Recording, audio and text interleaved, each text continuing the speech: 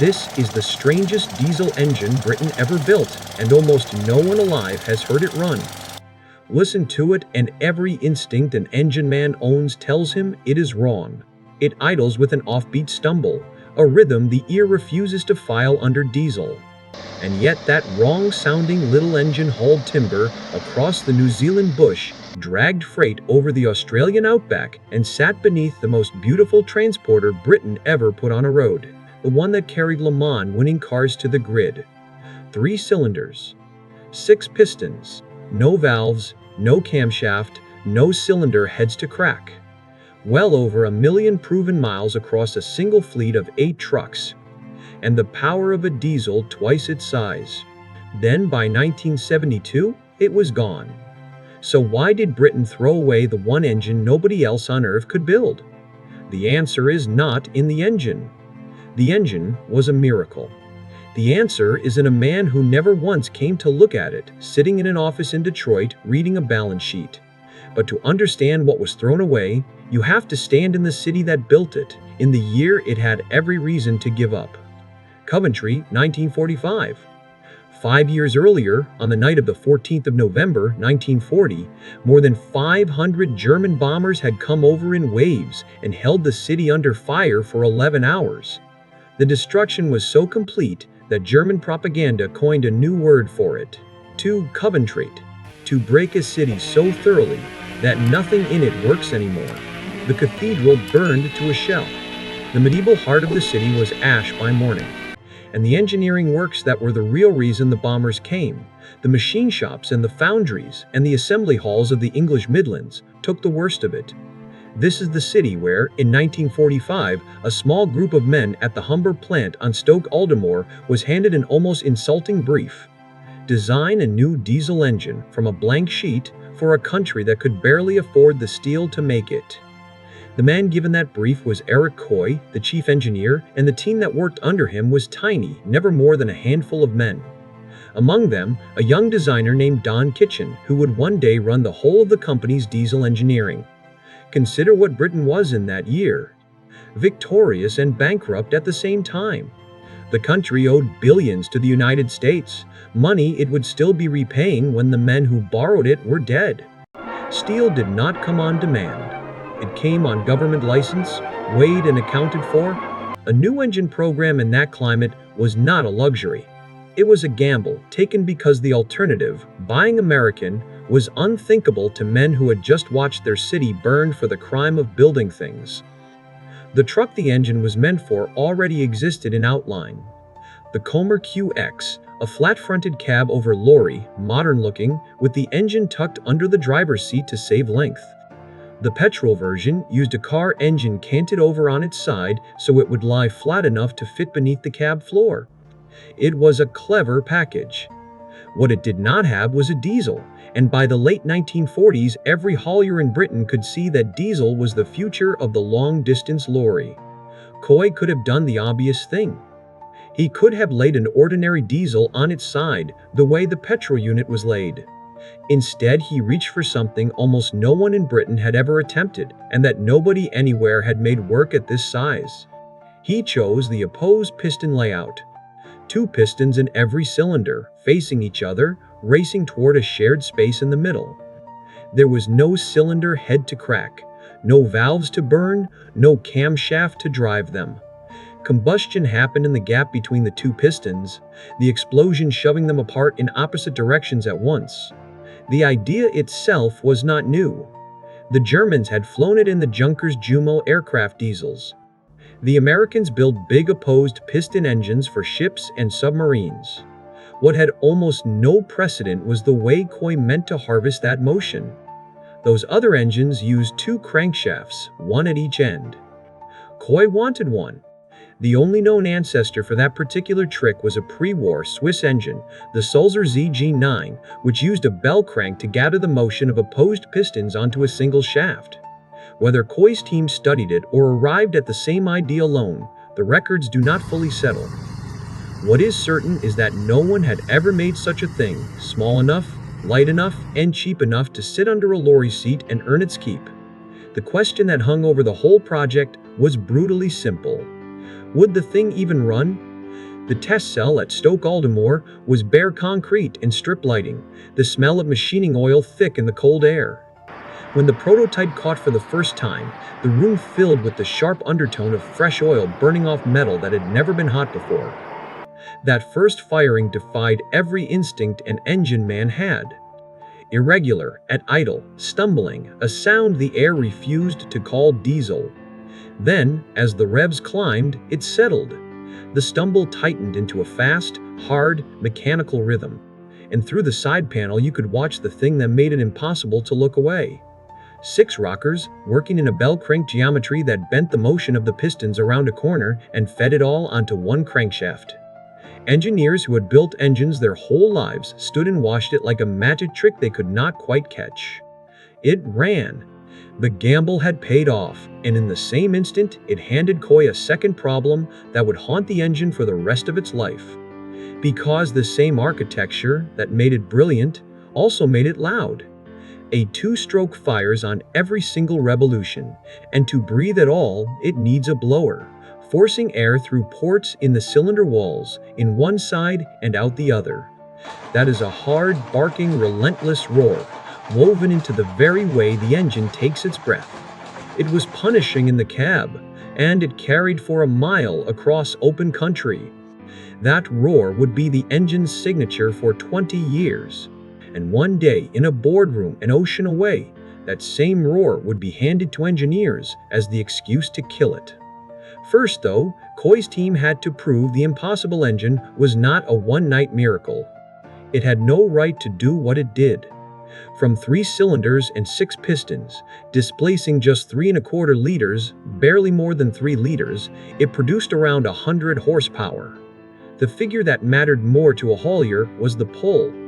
270 pound-feet of torque, and it arrived down low at 1,200 revolutions, where a lorry actually lives. That was the output of British and American diesels of 6 and 7 liters. Coy's engine made the same grunt from roughly half the size and a great deal less weight. There was a small, delicious coincidence buried in the machinery, and the men who worked on it must have enjoyed it. To breathe, the engine used a Roots blower, a supercharger named for the American Roots brothers who patented the design in the 19th century. The company that built the truck was the Roots Group, the Coventry empire of the Roots brothers. 2 unrelated sets of brothers, 2 near-identical names sitting inside the same engine by pure accident. Getting from that first stuttering prototype to an engine a haulier could trust took years, not months. Through the late 1940s, the team wrestled with parts that had no textbook. The bell crank bearings, which carried side loads no ordinary engine bearing ever sees. The injection timing, which had to feed 3 chambers that each fired in a space pinch between 2 moving pistons. The scavenging, which on a 2-stroke is the whole difference between an engine that breathes and an engine that chokes on its own exhaust. Each was a small original problem with no answer to look up. They solved them one at a time on a budget that would have made a Detroit engineer laugh. And there was a commercial argument under the engineering one, the argument that actually sells lorries. A 2-stroke fires twice as often as a 4-stroke at a given speed, so it makes its power from less engine, less metal to build, less weight to haul, and, run properly, real economy on fuel. For an operator counting pennies a mile, a unit that did the work of 7 liters while drinking like 3 was not a curiosity. It was money. That single quality would one day carry the engine to the far side of the world. Drivers met it as a personality before they understood it as a machine. It was awkward to start on a cold morning, and it idled with that unsettled, offbeat thrum that never quite sounded healthy to a stranger. Then it pulled with a flat, unburstable determination once it was warm and working. Men who drove other lorries found it alien. Men who drove the Comer for a few weeks stopped hearing the strangeness and started hearing competence. The engine did not ask to be liked. It earned its keep and let the liking follow. You might wonder why, if the layout was so good, the rest of the industry did not simply copy it. The answer is in those bell cranks. The opposed piston idea was well known. What made this engine work in a road vehicle was Coy's particular way of gathering the motion onto one compact crankshaft, and that mechanism was hard to build, hard to balance, and demanded tolerances that did not come cheap. It was a brilliant solution that happened also to be a private one. That fact made the engine special. Years later, it would also help get it killed. There is one piece of folklore to clear up, because it has confused this story for decades. Nearly everyone assumes the letters TS stand for Tilling-Stevens, the engine firm whose Maidstone factory eventually built the thing. It is the natural guess. It is also wrong. The reliable accounts, traced back to Don Kitchen's own correspondence, are plain. TS stands for two-stroke. The development began at Humber in Coventry in 1945, years before Rootes ever acquired Tilling-Stevens in 1950. Production only moved to the Maidstone works in 1954, and that was a question of spare factory space, not parentage. The name was settled long before the building that gets the credit ever entered the picture. So the answer to the question that opened the engine's life, would it work, was a resounding yes. Through the 1950s, it went into Commer lorries by the thousand and into the hands of men who drove for a living. What those men made of it is the part of the story almost no one tells, and it is the kind of detail that vanishes when the men who lived it are gone. The engine announced itself before anyone could see the truck it was bolted into. That is not a turn of phrase. On the long empty roads of Australia and New Zealand, where the Commer earned a second life hauling timber and stock and freight across distances no British lane could imagine, you heard the roar of a working engine long before you saw it. There was a second sound too, and it is the detail almost everyone gets wrong. On certain trucks, idling in a yard or crawling up a track in low gear, there was a harder, more metallic clatter riding over the engine's beat. The drivers gave it a name. They called it the knocker. And here is the thing. That knock was not the exhaust, and it had nothing to do with the combustion. It came from the air compressor that charged the brake tanks, and specifically from which compressor a given truck carried. Home market British trucks ran a smaller unit with a damper that smoothed the loads it fed back into the timing gears. Export trucks bound for Australia and New Zealand got the bigger unit, with no damper at all. As those timing gears wore over the hard miles, the compressor's back and forth loading set them clattering, loudest at idle and on a crawl. So the name was geographic. A British driver might never have heard it. A New Zealand driver heard nothing else. And the knocker was never an insult. It meant a Commer was coming, and the men who drove them said it the way you say the name of something you trust. At home, the engine did the unglamorous work that keeps a country supplied. It hauled coal and steel and groceries up and down, a Britain still rebuilding itself in the liveries of haulage firms whose names have mostly vanished. The men who drove those runs are exactly the men who remember the engine today.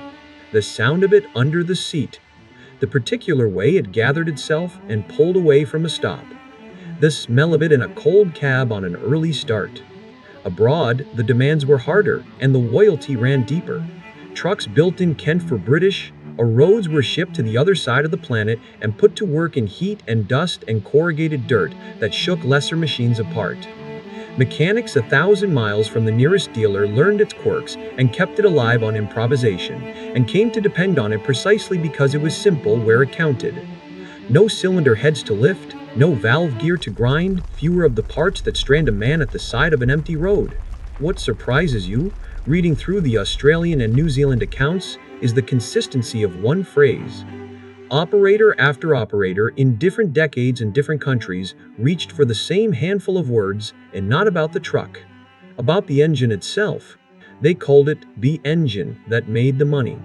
The cab rusted, the chassis flexed, the bodywork was knocked about on bush roads, and underneath it all the little opposed piston 3 just kept pulling, kept paying, kept earning. They did not say it of the lorry. They said it of the engine. The engine was the asset. Everything else was the wrapper around it. An engine that earns that kind of loyalty has a character, and this one's reach was about to stretch a very long way from a muddy logging track, because the same 3 cylinders that dragged timber through the New Zealand bush also went motor racing. Or rather, they carried the cars that did. and the road from the outback to the starting line at Le Mans ran, of all places, through a chartered accountant in Edinburgh. In the early 1950s, a man named David Murray founded a motor racing team called Écurie Écossais out of a mews in Edinburgh, with the engineer Wilkie Wilkinson at his side. Murray was not a playboy heir.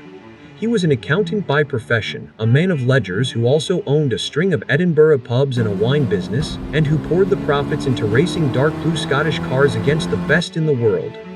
Against every expectation, they won.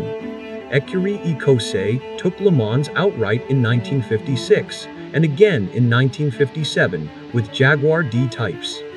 A privateer Scottish team, run out of a mews on the takings of a wine business, beating the factories at the greatest endurance race on earth 2 years running?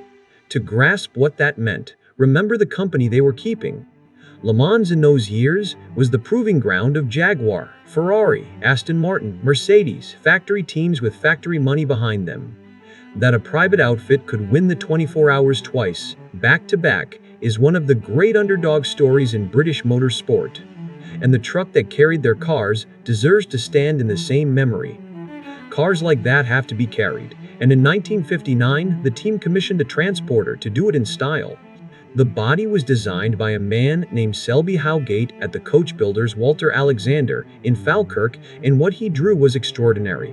A sweeping aluminium body that could carry 3 racing cars at once, 1 inside and 2 on top, with a workshop on board, and that looked from the side like something from a future that never arrived.